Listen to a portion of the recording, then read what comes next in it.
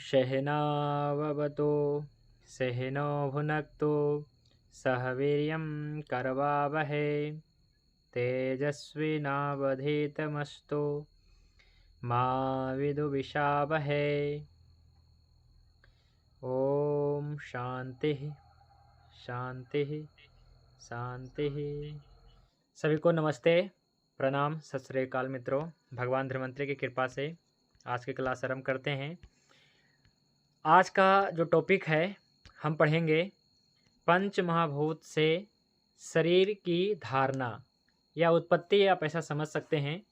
तो आज से समझिए एक नया टॉपिक आरंभ हो रहा है। हालांकि इससे पहले जो है, जब मैंने आपको गुरु आदि गुण के बारे में बताया, तो गुरु आदि गुण क्या हैं, तो गुरु आदि गुण किसके गुण हैं, तो ये महाभूतों के ही गुण हैं।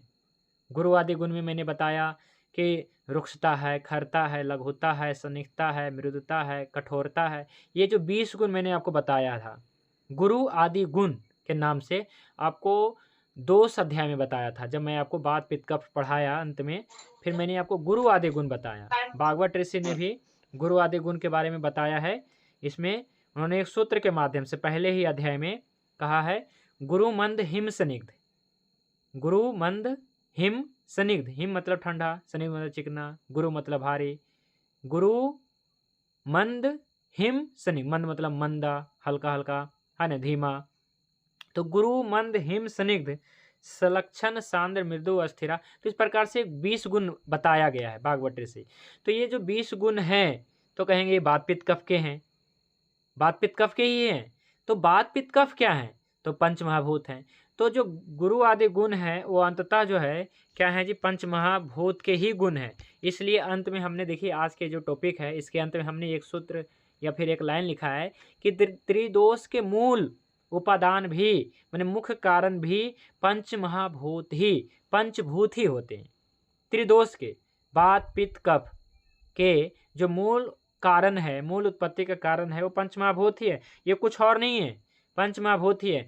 तो जो गुरु आदि गुण हैं, ये किसके गुण हैं जी, तो बात पित्त कफ के कह सकते हैं, त्रिदोष के कह सकते हैं। या अगर वास्तविक उत्तर जानना चाहते हैं, तो महाभूत के ही गुण है ना। तो बात पित्त कफ को हमने शॉर्ट बना दिया ना कि बात पित्त कफ, बात पित्त कफ हम बोलते हैं। लेकिन अगर डिटेल में जाए तो महाभूत ही आएंगे। बात मतलब वायु महाभूत से हम जो है तुलना करते हैं, या यही होता है ना, वायु महाभूत ही होता है। ठीक है। पित्त को हम अग्नि महाभूत से करते हैं, और जल को जो है, या कफ को जो है हम जल महाभूत से करते हैं। तो ये महाभूत का ही है ना, महाभूत से ही उत्पन्न हुआ है। त्रिदोष की जो सिद्धांत है, त्रिदोष का, बात पित्त कफ का जो सिद्धांत है, वो महाभूत से ही है, महाभूत से भिन्न नहीं है ये। क्योंकि जो, जैसे मान लीजिए वायु, तो वायु का गुण क्या है, बात हम जो कहते हैं, बात का गुण क्या है, तो बात का गुण है लघु। तो वायु का भी गुण क्या है, महाभूतों में देखें, वायु का क्या गुण है, तो लघु रुक्ष। इसी प्रकार बात का भी गुण क्या है, लघु रुक्ष, यही है ना। तो इस प्रकार दोनों अलग नहीं है, मतलब त्रिदोष और महाभूत अलग नहीं है। लेकिन त्रिदोष क्या है कि अभी ज़्यादा फेमस है ना। सब ज़्यादातर लोग तो बात पित्त कफ के अनुसार ही चलते हैं, है ना, कि बात पित्त कफ, बात पित्त कफ हमेशा मतलब क्या है, बात पित्त कफ के अनुसार चिकित्सा करते हैं। तो गलत नहीं है, ठीक है। लेकिन इसका मूल उपादान महाभूत ही है, पंच महाभूत ही है। तो इसलिए अंतिम लाइन में हमने यही लिखा है। तो आज हम पढ़ेंगे, या फिर अपना जो टॉपिक आरंभ शुरू करने वाला हूँ, जो ये है महाभूत। पर ऐसे नहीं, सीधा नहीं महाभूतों पढ़ेंगे। पहले आज हम पढ़ेंगे महाभूतों की भूमिका, कि क्या भूमिका है, यानी कि अपने शरीर की उत्पत्ति में महाभूतों की क्या भूमिका है, ये पढ़ेंगे। ठीक है, ताकि भूमिका पढ़ करके हम इसका महत्व तो समझे पहले, कि पंच महाभूतों को समझना या पढ़ना है ना, क्यों जरूरी है। ठीक है, तो इसलिए हम आज जो है पंच महाभूतों से शरीर की धारणा, अर्थात पंच महाभूतों की भूमिका हम पढ़ रहे हैं। शरीर की धारणा मतलब भूमिका, कि महाभूतों की क्या भूमिका है, अपने शरीर की उत्पत्ति में किस प्रकार से भूमिका निभाता है, क्या रोल है, इस प्रकार से हम पढ़ेंगे। तो आज के इस अध्याय में जो है, या फिर पूरे इस टॉपिक में जो महाभूतों का, ये बहुत बड़ा अध्याय होने वाला है। क्योंकि महाभूतों को सारे गुण के बारे में समझना है। महाभूतों के शरीर में जो है, शरीर से क्या संबंध है, मैंने किस अंग से कौन से महाभूत का विशेष रूप से, आज कुछ इसका संक्षेप में हमने बनाया भी है टॉपिक, देख सकते हैं, है ना, कि अपने शरीर में कौन कौन से ऐसे अंग हैं जो कौन से महाभूत की ओर जो है क्या है कि दर्शाते हैं। ठीक है, तो ऐसे ही कुछ इसमें है। इसमें पृथ्वी महाभूत, जल महाभूत, तेज महाभूत, वायु महाभूत, अंतरिक्ष महाभूत, ये सभी जो है महाभूतों के जो है यहाँ पे उदाहरण कुछ कुछ शरीर का दिया गया है। लेकिन सबसे पहले या सबसे ज़रूरी क्या है, तो महाभूतों के गुण, गुण ही हैं। इसलिए दोषों के गुण कह लीजिए या महाभूतों के गुण कह लीजिए, सबसे महत्व होता है गुण, कि गुण को समझना है। तो इसलिए गुण आधारित चिकित्सा कह सकते हैं कि हम गुण को बैलेंस करते हैं। किसी में पृथ्वी महाभूत बढ़ गया तो हम इसे क्या है कि पृथ्वी महाभूत घटाने का प्रयास करते हैं। पृथ्वी महाभूत बढ़ गया मतलब वायु महाभूत घट गया, या वायु महाभूत बढ़ गया तो पृथ्वी महाभूत घट गया, है ना। जल महाभूत बढ़ गया तो अग्नि महाभूत घट गया, अग्नि महाभूत बढ़ गया जल महाभूत घट गया। तो मतलब कुछ बढ़ा है शरीर में तो जरूर कुछ घटा है ना। तो इसलिए क्या है कि बैलेंस नहीं है शरीर, तो शरीर को बैलेंस बनाना है, माने शरीर को संतुलित बनाना है। तो आज इसी के बारे में हम पढ़ेंगे। लेकिन अपना जो टॉपिक है महाभूत, आप ऐसा समझ लीजिए कि हम पंच महाभूतों के बारे में पढ़ना शुरू कर दिए हैं। हालांकि अब तक जो भी पढ़े हैं ये सब महाभूतों से बाहर कुछ नहीं था, क्योंकि शरीर को जानना, है ना। मुझे याद है ना, रामायण पहले देखते थे, तो रामायण में या फिर महाभारत वगैरह, ऐसा पहले बहुत ऐसा होता था कि घर में मोबाइल नहीं होता था, घर में टीवी भी नहीं होता था, मोबाइल तो दूर, एक टीवी भी नहीं होता था, है ना। तो क्या होता था कि गांव वाले पूरे जो है खास करके रामायण जैसे धारावाहिक या महाभारत जैसे धारावाहिक पूरा गांव के लोग इकट्ठा देखते थे। तो मुझे याद है कि उस धारावाहिक में जो है महाभारत में, रामायण में, कि राम भगवान और चारों भाई जो है और बहुत सारे गुरुकुल पढ़ने के लिए जाते हैं।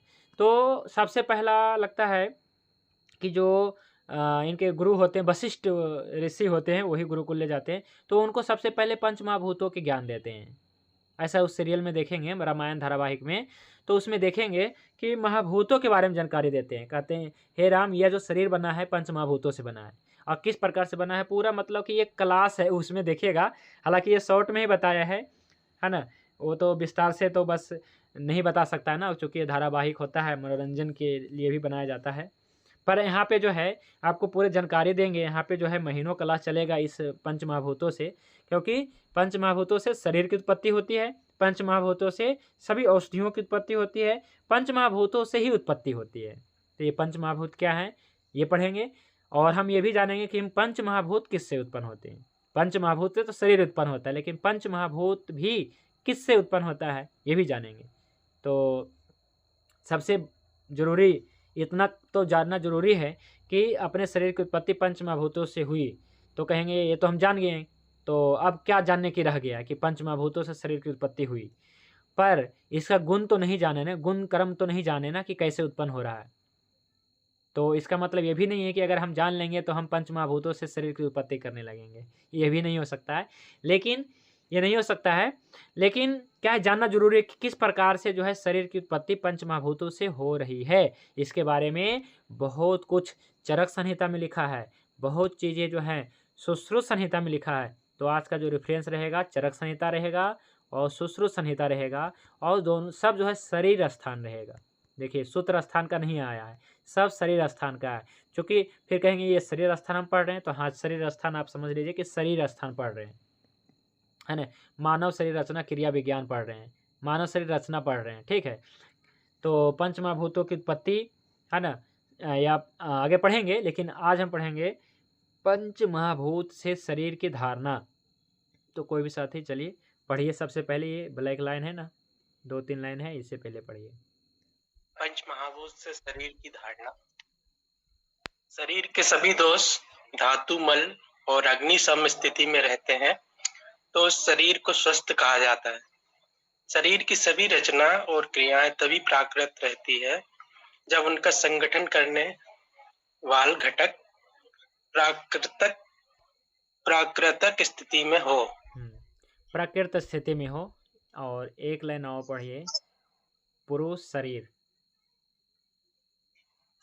पुरुष शरीर पंच महाभूतों से बना है और जब इनका संगठन तथा कार्य प्राकृतिक स्थिति में चालू है, शरीर का स्वास्थ्य बना रहता है। तो ये जो सूत्र है ये चरक सूत्र है जी, ठीक है। इस सूत्र के माध्यम से ये बता दिया गया है कि शरीर का स्वास्थ्य कब तक बना रहता है। तो इसका उत्तर है कि जब इन शरीर निर्माण करने वाला घटक या संगठन यहाँ पे आया है का कार्य प्रकृत स्थिति में चालू है। तो शरीर के सभी दोष है ना, तो सभी दोषों के बारे में बताया ही है, सभी धातुओं के बारे में, मल के बारे में, और अग्नि सम स्थिति में रहते हैं, सम स्थिति में रहते हैं तो शरीर को स्वस्थ कहा जाता है। ये डिफिनेशन तो मैंने बहुत पहले बताया था, है ना, शरीर स्वास्थ्य का। और शरीर को स्वस्थ कहा जाता है शरीर की सभी रचना, शरीर में जितने भी अपने शरीर के अंगों का निर्माण हुआ है और क्रियाएं जो भी हम करते हैं प्रतिदिन, उनका संगठन करने वाला घटक प्रकृत स्थिति में हो। तो यहाँ पे महाभूतों को और इशारा किया जा रहा है कि शरीर का संगठन करने वाला घटक क्या है, पंच महाभूत है। तो पंच महाभूत प्रकृत स्थिति में होंगे तो शरीर स्वस्थ रहेगा। और सूत्र में देखिए यहाँ पे आया भी है, साफ साफ लिखा गया है, देखिए पंच महाभूत विकार, है ना, पंच महाभूत, देखिए शब्द आया ना कि पंच महाभूत। तो ये जो है, लेकिन आप जो है ऐसा त्रिदोष के बारे में भी वैसे चरक संहिता और अष्टांग हृदय में आया है वर्णन, लेकिन जो पंच महाभूत शब्द है ना, ये बहुत पुराना है, ये वेदों में भी मिल जाएगा पंच महाभूतों के बारे में, और मैं बताऊंगा भी। और उपनिषदों में भी पंच महाभूतों के बारे में आ जाएगा, लेकिन बात पित्त कफ के बारे में आपको सीधा बात पित्त कफ के बारे में, त्रिदोष के बारे में वेदों में, उपनिषदों में नहीं आएगा, ये शब्द नहीं है उल्लेख। तो इसका मतलब ये है कि ये जो है शब्द हैं त्रिदोष या बात पित्त कफ जिसको हम कहते हैं, ये बाद में आया, ये जो सिद्धांत है बाद में आया। तो पहले क्या आया, तो पहले पंच महाभूत सिद्धांत आया है। मतलब सबसे प्राचीन सिद्धांत कौन सा है, तो पंच महाभूत है। तो ऐसा सभी जानते ही हैं कि जो सबसे पहले आया है, जो सबसे प्राचीन है, वो सबसे ऑथेंटिक है, या फिर इसे समझना बहुत सरल है। अगर कठिन भी है तो अगर एक बार समझ लेते हैं तो सबसे आसान है। तो देखिए ये जो शब्द है चरक संहिता का है, और चरक संहिता एक वैदिक ग्रंथ है। तो बहुत सारे जो है वेदों में भी, अथर्ववेद में, ऋग्वेद में ऐसा आया है, पंच महाभूत शब्द आया है, लेकिन त्रिदोष शब्द नहीं आया है। लेकिन बात पित्त कफ जो ऐसा हम कहते हैं, ये शब्द नहीं आया है, लेकिन पंच महाभूत शब्द बार बार आया है। इसका मतलब है ये बहुत ही महत्वपूर्ण है। ठीक है, तो अभी देखिए जो सूत्र है, ये सूत्र में ऐसा बताया गया कि पुरुष शरीर पंच महाभूतों से बना है। जो अपना मानव शरीर है, ये शरीर जो है पंच महाभूतों से बना है। ठीक है, और इसका संगठन तथा कार्य प्रकृति स्थिति में चालू है। इन महाभूतों का संगठन, है न, और कार्य प्रकृत स्थिति में चालू है, चालू नहीं, प्रकृति स्थिति में चालू। जैसे क्या है कि जिंदा तो है लेकिन क्या बीमार है ना, तो फिर क्या फायदा। तो जिंदा रहना केवल जरूरी नहीं है, बल्कि स्वस्थ जिंदा रहना जरूरी है ना। दीर्घायु जरूरी नहीं है, बल्कि क्या जरूरी है, सुख आयु जरूरी है। केवल दीर्घायु, लंबी आयु लेके क्या करेंगे, सुख आयु भी होना चाहिए, है ना। जैसे 100 साल, 150 साल, 200 साल इतना मिल भी जाता है, पर क्या है दुखी जीवन, या फिर क्या है कि बहुत कष्टमय जीवन जी रहा है कोई, तो क्या है कि इसका क्या फ़ायदा। बहुत सारे ऐसे बुजुर्ग देखते होंगे जो क्या है कि भगवान से प्रार्थना करता है कि उठा लो, है ना, क्योंकि उनको जो है बहुत ज़्यादा जीवन में बहुत ज़्यादा तकलीफ है, वृद्धावस्था, जरावस्था के कारण बहुत ज़्यादा तकलीफ होता है, तो प्रार्थना करते हैं कि उठा लो, है ना, हमें लेके चलो यहाँ से। पर क्या है कि भगवान उन्हें कष्ट देते हैं, नहीं उठाते हैं। तो सुखायु जरूरी नहीं है, हाँ, दीर्घायु केवल जरूरी नहीं है, बल्कि दीर्घायु के साथ में सुखायु जरूरी है ना, कि सुखमय जीवन यानी कि बिना रोग के जीवन जीना जरूरी है। तो यहाँ पे आया है ऐसा ही कि जो पंच महाभूत है इससे शरीर बना है, और पंच महाभूत का कार्य और संगठन, ठीक है, कार्य प्रकृत स्थिति में चालू है, केवल चालू नहीं बल्कि प्रकृत स्थिति में चालू है। तो शरीर का स्वास्थ्य बना रहता है। और ये सूत्र जो है चरक संहिता चरक शरीर स्थान अध्याय 6 सूत्र संख्या 4 में, जिसमें ऐसा बताया गया है।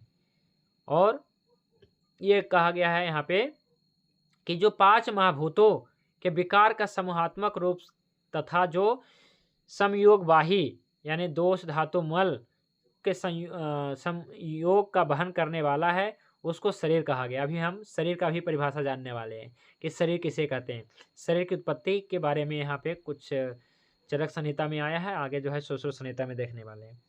तो यहाँ पे जो है कि पंच महाभूतों से शरीर की उत्पत्ति होती है, और इस शरीर में क्या होता है, दोष धातु मल का क्या होता है, संयोग होता है, यानी दोष धातु मलों के वहन होता है। मतलब दोष धातु मल क्या होते हैं अपने शरीर में, है ना, क्या होता वहन होता है। जैसे धातु, जिसमें कुछ ऐसे धातु हैं जो अस्थिर भी हैं, कुछ ऐसे धातु हैं जो वहन मतलब क्या है कि चलने वाले हैं, जैसे रक्त धातु, रस धातु, है ना, ऐसा।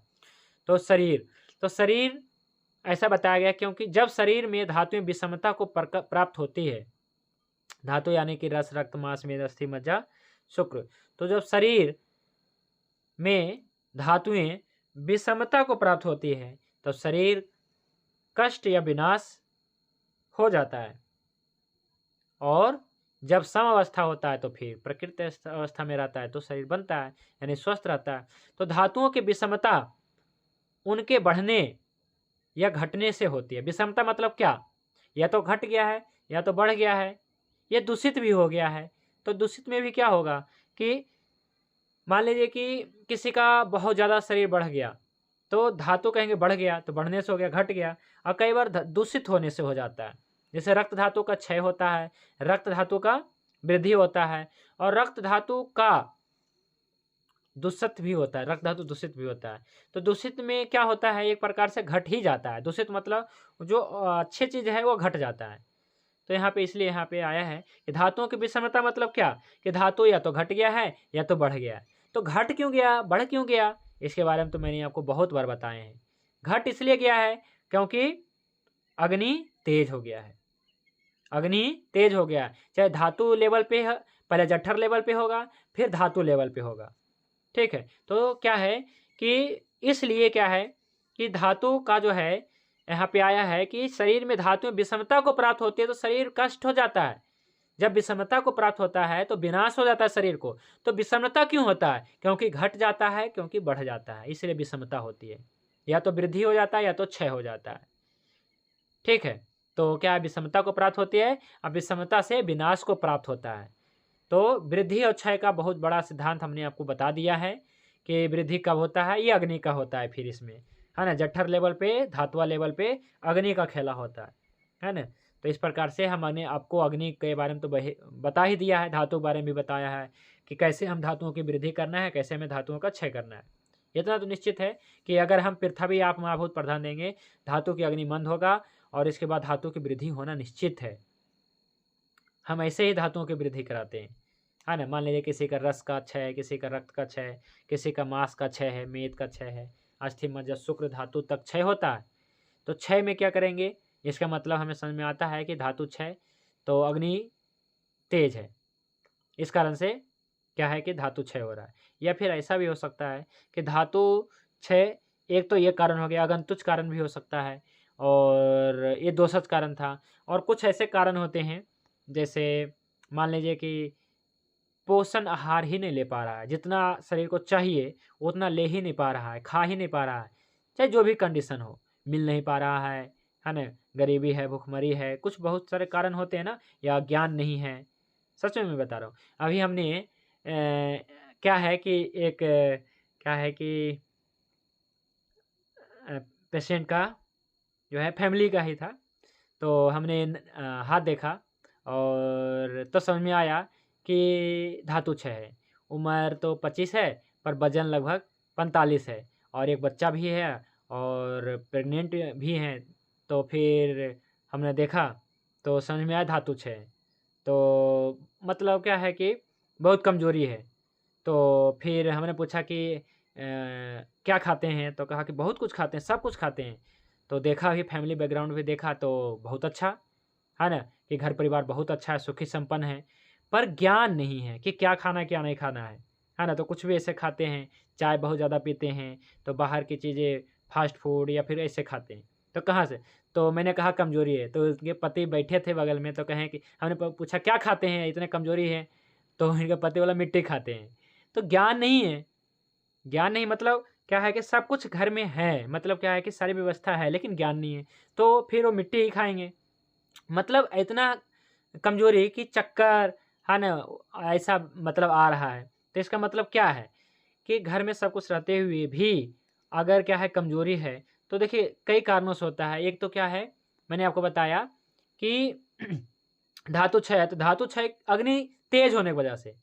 और दूसरा क्या होता है कि मिल नहीं पा रहा है, तो कुछ ऐसे गरीब होते हैं, कुछ ऐसे लोग होते हैं जिनको नहीं मिल पाता है या नहीं खाते हैं तो उनका। बाकी कुछ लोग का ऐसा होता है कि खा रहे हैं फिर भी क्या है लाभ नहीं कर रहा है। इसका मतलब है अग्नि तेज है। तो हमने वही अपना स्वर्ण प्रभा दिया है ना? विद्रुम किट दिया है जिसको जीवनराज कहते हैं, ये दिया, है ना? बस 2 ही दवा दिए, इसी से रस बढ़ेगा और रक्त बढ़ाना तो बहुत ज़रूरी है। क्योंकि क्या है प्रेग्नेंट भी है ना, तो इस कारण से इसमें स्वर्ण प्रभा और जीवनराज तो देना बहुत ज़रूरी है। नहीं देंगे तो रक्त धातु का बिल्कुल क्षय, है ना? फिर अगले ही दिन जो है डॉक्टर को बुला करके पानी चढ़ाया। मैंने कहा कि है खून की कमी, पानी क्यों चढ़ा रहे हैं? कमी तो खून की है ना, तो पानी क्यों चढ़ा रहे हैं? चलिए कोई बात नहीं, हम तो इसके बारे में ज़्यादा जानते नहीं हैं कि पानी चढ़ाने से क्या होगा, लेकिन वो चढ़ाया। हमने मना भी नहीं किया, लेकिन अपनी दवाई हमने लिखा, है ना? तो ऐसी स्थिति मतलब क्या है कि ज्ञान के अभाव में बहुत चीज़ हो रहा है, मतलब क्या है कि गलत हो रहा है ना? तो रक्त धातु की बहुत ज़रूरी होता है, रक्त धातु के क्षय होने से रक्त धातु अच्छा रहेगा, तो सारी धातुएँ लगभग-लगभग अच्छा होता है। इसलिए अपना जो प्रकृति निकालने का जो पूरा के पूरा जो है निर्भर करता है, वो रक्त धातु के ऊपर निर्भर करता है कि हमने जो बताया है, वो क्या है? रक्त धातु के ऊपर ही निर्भर हो रहा है कि रक्त धातु कैसा बन रहा है ना? अब देखिए क्या है कि अभी जो है इस महीने में जिसका रक्त धातु निर्माण होगा, अच्छा ही होगा लगभग-लगभग। यानी कि लगभग मान के चलिए कि फरवरी महीने में रक्त धातु का निर्माण हुआ है ना? ये मार्च महीने में तो कफ प्रकोप मतलब कफ वाला रहेगा तो ठीक ही रहेगा, है ना? और वही जो है उनका पहला लड़का जो है उसका रक्त धातु का निर्माण जो है शायद मई महीने में हो रहा हुआ है। इतना ज़्यादा मतलब बात के लघुता है, बात के मतलब चंचलता है, चल गुण है, लघु गुण है ना?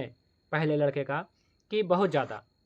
तो क्या है कि देखिए दूसरा जब होगा, लड़का या लड़की जो भी होगा ये कफ के प्रकोप में होगा। मतलब कफ इनका जो शरीर होगा अच्छा होगा क्योंकि इस ऋतु में इनका जो है रक्त धातु का निर्माण हो रहा है बच्चे का, तो अच्छा होगा। तो हम प्रकृति के ऊपर नहीं जा रहे हैं। अभी हम जो है ये बताना चाह रहे हैं कि शरीर जो है, शरीर में धातुई विषमता को प्राप्त होती है तब क्या होता है? तो विनाश होता है शरीर। अब विषमता क्यों होता है? क्योंकि धातु बढ़ जाता है, घट जाता है। ठीक है? इस प्रकार से ये चरक ऋषि ने बताया है। अब हम पढ़ेंगे सुश्रुत ऋषि ने क्या कहा है। तो चलिए पढ़िए कोई भी साथी, आप पढ़िए शरीर संज्ञा, ये शरीर किसे कहते हैं? पढ़िए। गर्भाशय में रहने वाले शुक्र, कीटाणु और स्वर्णिक डिंब जब आत्मा प्रधान आदि अष्ट प्रकृति और 16 विकारों से मिलते हैं तो गर्भ कहा जाता है। चेतना युक्त उस गर्भ को वायु व्यक्त करता है, तेज उसको पकाता है, जल उसको गीला करता है, पृथ्वी उसको संगठित करती है, आकाश उसको बढ़ाता है। इसी प्रकार बड़ा हुआ गर्भ जब हाथ, पैर, जिह्वा, नासिका, कर्ण, नितंब इत्यादि अंगों से युक्त होता है तो शरीर संज्ञा को प्राप्त होता है। वह 6 अंगों वाला जैसे शाखाएं, 4, 2 हाथ, 2 पांव, मध्य धड़, 5वां और 6ठा सिर शरीर कहलाता है। विमर्श। ठीक है, बस इतना ही पढ़ना था। तो देखिए अब जो है ये समझना है कि यह जो शरीर है किसे कहते हैं। शरीर का मतलब यहाँ पे कुछ यहाँ पे शरीर के बारे में बताया गया है कि आप शरीर किसे मानते हैं। ठीक है, तो गर्भाशय में रहने वाला शुक्र और शोणित, यहाँ पे 2 शब्द आया है। पहला ही शब्द आया शुक्र और शोणित, है ना? गर्भाशय यस्थ, है ना? आत्मा, प्रकृति, विकार, है ना? यहाँ पे जो शब्द आया है इसे हम समझते हैं। तो शरीर संज्ञा, शरीर की संज्ञा मतलब किसे, शरीर की संज्ञा किसे दिया गया है? तो जो गर्भाशय में रहने वाला शुक्र और शोणित के यहाँ पे बताया गया है। शुक्र कीटाणु और शोणित डिंब, ठीक है। जब आत्मा प्रधान आदि अष्ट प्रकृति तथा 16 विकारों से मिलते हैं तो गर्भ कहा जाता है। तो पहले तो गर्भ की उत्पत्ति हुआ, ठीक है। और चेतना युक्त उस गर्भ को वायु विभक्त करता है, वो तेज तेज उसको पकाता है। वायु क्या करता है? विभक्त करता है। चेतना युक्त उस गर्भ को वायु विभक्त करता है और तेज वायु, यहाँ पे वायु महाभूत आ गया। तेज महाभूत क्या करता है? उसे पकाता है। जल महाभूत उसे गीला करता है। पृथ्वी उसे संगठित करता है। आकाश उसे बढ़ाता है। इसी प्रकार बढ़ा हुआ गर्भ जब हाथ, पैर, जिह्वा, नासिका, कर्ण, नितंब इत्यादि से युक्त होता है तब इसे शरीर कहते हैं।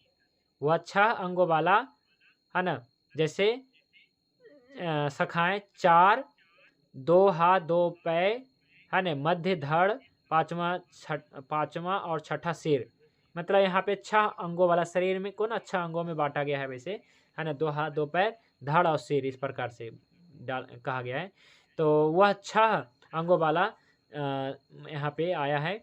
और यहाँ पे पंच महाभूतों से जो शरीर बनता है, पंच महाभूतों से जो शरीर की उत्पत्ति होती है, इसके बारे में जानकारी दिया गया है कि गर्भाशय में सबसे पहले क्या आया है कि शरीर संज्ञा। तो सबसे पहले गर्भ की संज्ञा दिया गया है, पहले गर्भ कहा गया है। और उस गर्भ का विकास जो है पंच महाभूत करता है। अभी हम समझेंगे कैसे करता है, ठीक है।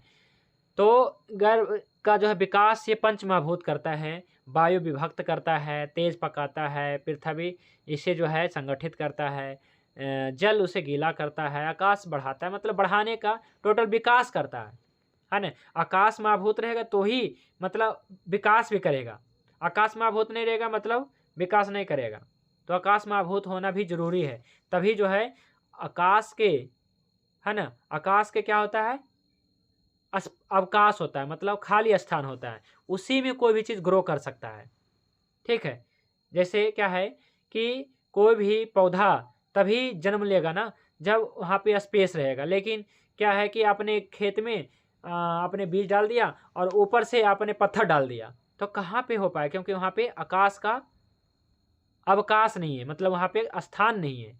आकाश का अवकाश यानी कि रिक्त स्थान नहीं है, तो वहाँ पे क्या बढ़ेगा? कुछ नहीं होने वाला। तो इसलिए आकाश महाभूत भी शरीर को बढ़ाएगा। तो आकाश महाभूत के एक गुण है अवकाश। क्या है जी? आकाश का गुण है अवकाश, यानी कि स्थान, खाली स्थान, रिक्त स्थान है। तो ये गुण होना जरूरी है, तभी होगा, ठीक है। तो इस पंच भौतिक शरीर में सभी धातुओं का निर्माण, चाहे रस का हो, रक्त का हो, तो धातुओं का मैंने पंचभौतिक स्वरूप बताया है ना। तो इस शरीर में सभी धातुओं का निर्माण पंचमहाभूतों से होता है। और भूत विशेष के प्रकर्ष तथा न्यूनता से, माने कि अधिकता या न्यूनता से धातुओं की रचना, गुण एवं कर्म में भिन्नता हो जाती है, या विकार उत्पन्न हो जाता है, ऐसा समझिए। तो चलिए देखिए, इसे पढ़िए कि यह जो शरीर है इसमें ऐसे कौन कौन से अंग हैं जो पार्थिव है। पार्थिव मतलब भाव यहाँ पे आया है, पार्थिव भाव रखता है, यानी कि जिसमें पृथ्वी महाभूत है, ठीक है, जो साक्षात पृथ्वी महाभूत की ओर इशारा करता है। तो पार्थिव भाव पढ़ दीजिए और आप भाव पढ़ दीजिए, 2 भाव।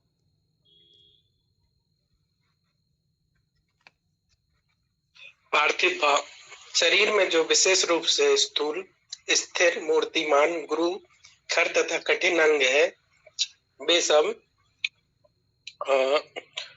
पृथ्वी तद प्रधान है। जैसे नख, अस्थि, दांत, मांस, चर्म, त्वचा, वर्चस, मल, केश, सिंसु, दाढ़ी, मोछ, लोम, कंडरा, ये सभी अंग, गंध और नासिका भी पार्थिव है।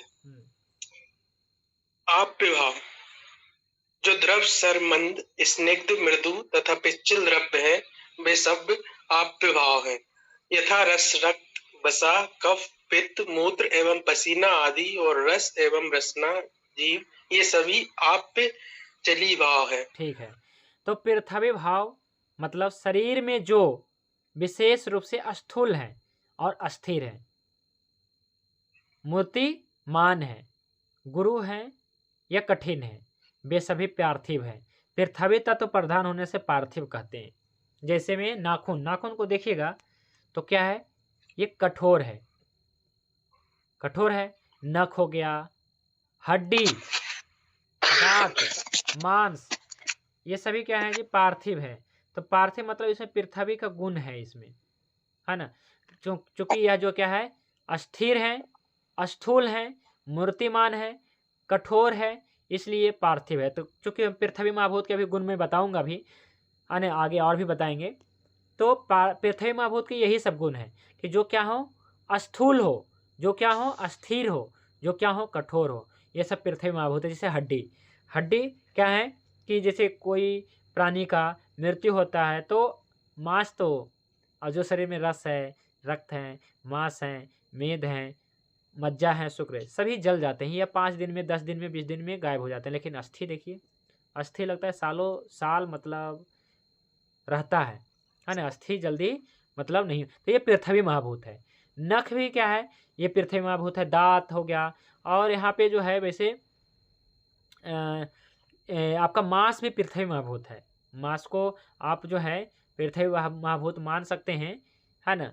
लेकिन क्या है, आप इसे जो है वायु महाभूत तो बिल्कुल नहीं मानेंगे, आकाश महाभूत भी नहीं है, तो पृथ्वी महाभूत के अंतर्गत ही है। लेकिन सबसे बढ़िया उदाहरण जो है अस्थि का है, हड्डी का है जी, ठीक है। यहाँ पे केस भी है, दाढ़ी मूछ भी हैं, ये सब आ रहे हैं जी, ठीक है। और आप महाभूत ये कैसे रहेंगे, आप मतलब जल महाभूत। तो जल महाभूत कैसे रहे, द्रव, लिक्विड रहेगा ये। सर यानी बहने वाला रहेगा, मंद, संदिग्ध, ये चिकना रहेगा। जैसे में पानी, पानी क्या है, तो पानी आप महाभूत का उदाहरण है। तो पानी में चिकनाई होता है जी, कहेंगे पानी में क्या चिकनाई रहेगा, तो पानी में चिकनाई बिल्कुल होता है ना। पानी में चिकनाई आप ऐसा मतलब घी जैसा तो नहीं होगा, लेकिन घी में भी क्या है, आप महाभूत ही है ना। तो मतलब क्या है कि 5 महाभूत में जो सबसे ज़्यादा चिकनाई है वो जल महाभूत में है, ठीक है। वो आप महाभूत में सबसे ज़्यादा चिकनाई है। इसलिए संदिग्धता, मृदुता, पिश्चिलता, सरता, मंदता, ये सब पृथ्वी जल महाभूत के गुण हैं। जल महाभूत चिकना होगा। जैसे में कोई भी तेल, सभी प्रकार का तेल, ये पृथ्वी जल महाभूत में आ रहा है। सभी प्रकार के दूध, मूत्र, पानी, मतलब जो भी लिक्विड है वो सब जल महाभूत है जी। कुछ भी लिक्विड है वो जल महाभूत है। जैसे में आपके शरीर में देखें तो रस क्या है जी, रस, रक्त, मेद, कफ, पित्त भी, यहाँ तक पित्त भी द्रव रूप में रहता है, ठीक है। और पसीना और रस एवं रसना। रस यानी कि रस 2 प्रकार के मैंने बताया था ना, पोषक रस, अस्थायी रस। तो ये दोनों प्रकार के रस है ना, ये सभी आप महाभूत जलीय भाव है। जलीय भाव मतलब ये सब पृथ्वी जल महाभूत के प्रधानता वाला है अंग, ठीक है। इसी प्रकार से तेज महाभूत कि आपके शरीर में कौन कौन से ऐसे हैं जो तेज महाभूत को प्रेजेंट करता है। तो पित्त, पित्त भी क्या है, तेज महाभूत, इसमें उष्मा है, मैंने गर्म चीजें से। यहाँ पे विशेष रूप से चक्षु इंद्रियां आया है। यहाँ पे ये अग्नि है। आँख, यहाँ पे आँख में मैंने बताया था यानी आलोचक पित्त, इसमें मैंने महाभूत बताया था तेज प्लस तेज, यानी कि चक्षु इंद्रियों की बात करते हैं, ये तेज महाभूत है, ठीक है।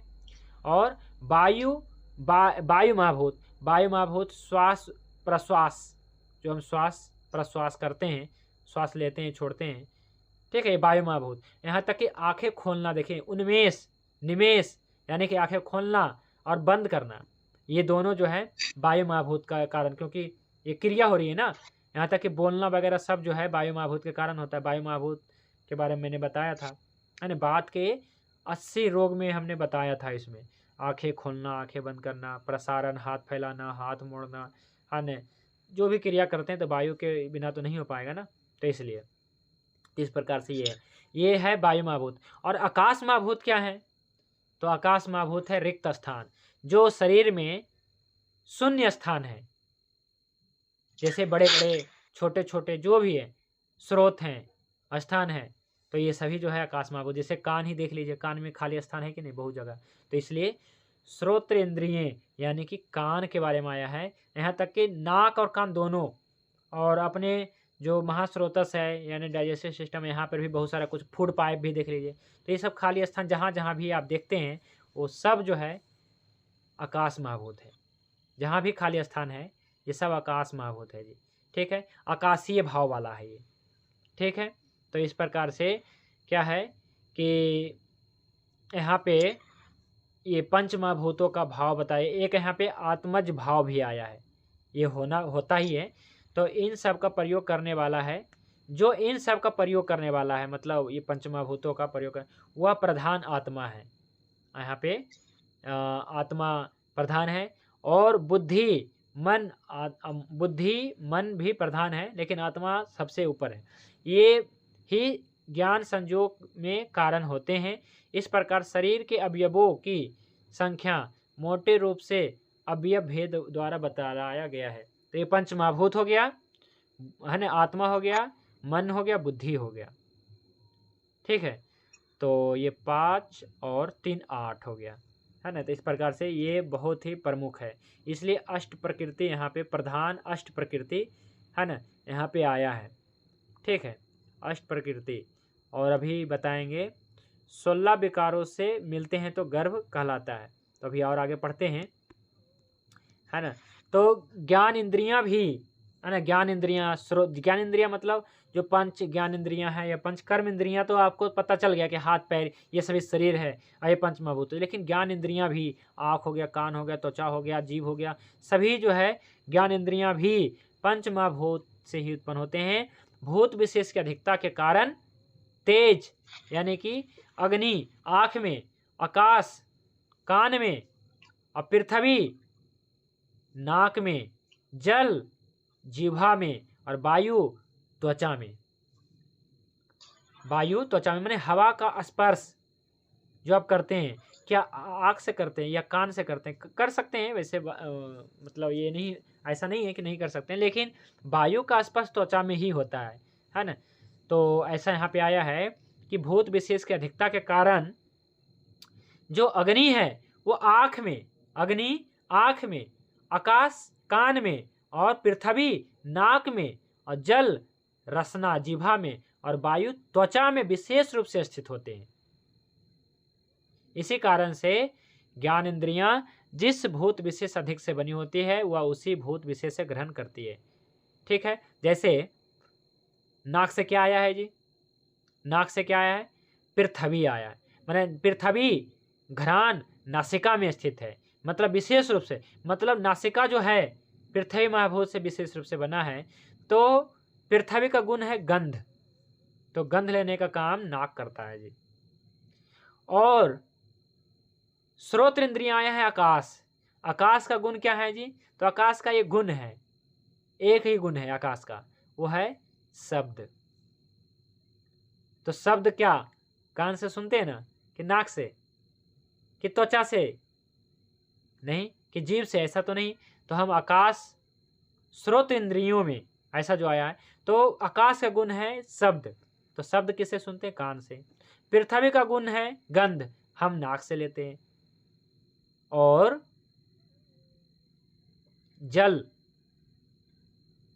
है ना, इससे पहले तेज आ गया। हाँ, तो तेज इसका गुण है रूप, माने अग्नि का जो गुण है वो है रूप। तो रूप हम किससे देखते हैं? आँख से देखते हैं। और जल, जल का गुण है, जल का गुण है, इसमें सबका हो गया है, केवल जल का बच गया है। हाँ, पृथ्वी का हो गया। वायु का गुण देख लेते हैं, वायु का गुण है स्पर्श, तो स्पर्श हम त्वचा से करते हैं। रूप रस शब्द स्पर्श, रूप रूप हो गया, रस हो गया, रस हो गया, तो रस मतलब ये रसना से है ना। तो जल का गुण है रस, जल का गुण है रस, जो हम रसना से ग्रहण करते हैं। तो ये समझ में आया जी कि 5 महाभूत हैं, पांचों के अपना अपना गुण है। जैसे आकाश का गुण है शब्द, आकाश में केवल एक ही गुण है शब्द, लेकिन आकाश से उत्पन्न होता है जब वायु, तो वायु में 2 गुण आ जाता है, शब्द तो रहेगा ही रहेगा, इसमें एक चीज और जुड़ जाएगा, शब्द के साथ में जुड़ जाएगा स्पर्श। तो हम वायु को क्या करते हैं, सुन भी पाते हैं। देखिए, वायु को हम सुन भी पाते हैं, जब वायु तेज बहता है तो हम सुनते हैं कि नहीं, और हम स्पर्श भी कर पाते हैं, लेकिन देख नहीं पाते हैं, क्योंकि वायु में गुण नहीं है। क्या गुण नहीं है, रूप का गुण नहीं है वायु में। लेकिन अग्नि जब जलता है तो हम देख भी पाते हैं, क्योंकि अग्नि का गुण है रूप। इसके साथ साथ में दो पहले वाला भी जुड़ जाता है, क्या, तो शब्द और स्पर्श। तो इसलिए हम अग्नि को हम छू भी पाते हैं, देख भी पाते हैं, सुन भी पाते हैं, अग्नि जलता है जब। तो ठीक है, तो इसी प्रकार से है।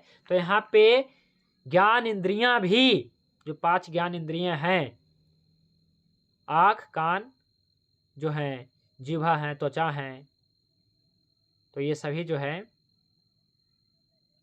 जो ज्ञान इंद्रियां हैं, ये सभी जो है पंच महाभूत से ही बने हैं। और कौन महाभूत किससे, माने कौन से महाभूत से कौन से इंद्रियां बना है, तो इसमें यह है कि आकाश से श्रोत्र इंद्रियां, जैसे भूत विशेष की अधिकता के कारण तेज, माने कि तेज महाभूत पहले आया। चलिए, वैसे तो आकाश आता है पहले, तो फिर भी हम देख लेते हैं कि तेज अग्नि, मतलब तेज मतलब अग्नि आँख में है, आकाश कान में, श्रोत्र इंद्रियां, और पृथ्वी घ्राण इंद्रियां, और जल रसना माने जीभ, और वायु त्वचा इंद्रियों में विशेष रूप से स्थित होते हैं, विशेष रूप से स्थित हैं। और जहां पे जो स्थित हैं तो अच्छे से काम करेंगे। जब अपने ऑफिस में स्थित है तो काम तो करेगा। इसी कारण से जो ज्ञान इंद्रियां जिस भूत विशेष अधिक से बनी है, वैसे तो पंच महाभूत से बनी है, लेकिन जिस भूत विशेष अधिक से बनी है, जैसे नाक, ये पृथ्वी भूत विशेष अधिक से बनी है, पंच महाभूत से बनी है, लेकिन इसे पृथ्वी महाभूत अधिक है, इसलिए जो नाक है, ठीक है, जो आपका जो है नाक है, घ्राण नासिका है, वो गंध को ग्रहण करने में ज्यादा सक्षम है। अब नाक बंद कर लीजिए तो फिर क्या आपको गंध आएगा, आप कान बंद कर लीजिए क्या सुनाई पड़ेगा, आप आंख बंद कर लीजिए क्या दिखाई पड़ेगा, नहीं ना। इसलिए जिस भूत विशेष अधिक से बनी होती है, वह उसी भूत विशेष से ग्रहण, उसी भूत विशेष को ग्रहण करती है। इससे यह ज्ञात होता है कि इंद्रियों का महाभूतों से गहरा संबंध है। अतः इसको प्रकृति भाव में रखने के लिए पंच भौतिक आहार द्रव्यों का या फिर औषध द्रव्यों का सेवन करना चाहिए। अगर स्वस्थ हैं, कोई रोग नहीं है, तो पंचभौतिक आहार। अगर आप बीमार पड़ जाते हैं तो हम क्या देते हैं जी, पंचभौतिक औषध देते हैं। तो हमारे सभी औषधियों पे लिखा रहता है कि नहीं कि ये पृथ्वी आप महाभूत प्रधान है। जैसे स्वर्ण प्रभा, स्वर्ण प्रभा मैंने आपको दिया तो मैं बताया कि नहीं कि हाँ ये पृथ्वी आप महाभूत प्रधान है, तो हुआ ना पंचभौतिक औषधि। ठीक है, तो इसलिए इस प्रकार से हम बताते हैं। तो इस प्रकार सेवन करें जिससे शरीर में संतुलन बना रहे। इससे यह जाना जा सकता है कि शरीर में पंचभूतों की क्रियाशीलता 2 प्रकार से होता है।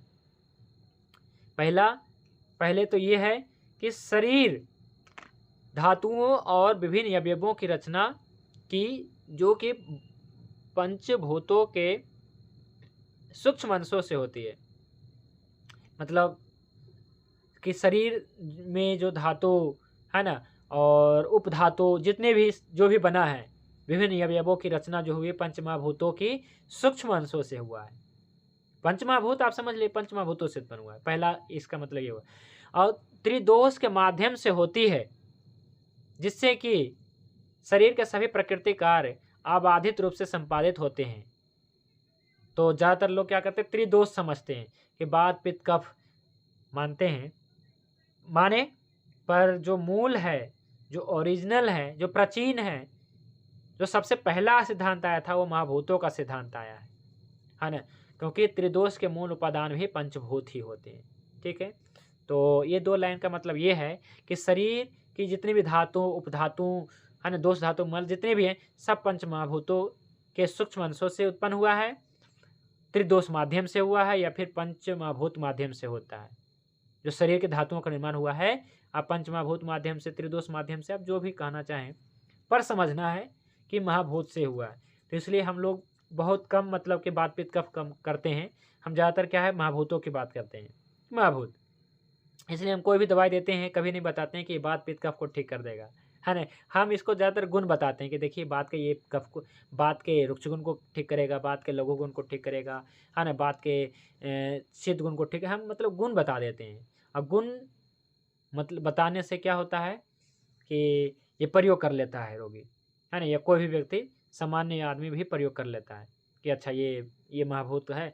जैसे गुण बता दिए तो मतलब महाभूत बता दिए। जैसे हमने बताया कि ये जो है, ये जो स्वर्ण प्रभा है, यह जो है पृथ्वी और आप महाभूत है। या फिर इसको कहेंगे यह लघु गुण को ठीक करेगा, मतलब गुरु गुण बढ़ाएगा, है ना। यह जो है रुक्ष गुण को ठीक करेगा, मतलब ये संयुक्त गुण वाला है। तो संयुक्त गुण किसका है? जल महाभूत का, पृथ्वी महाभूत का, है कि नहीं।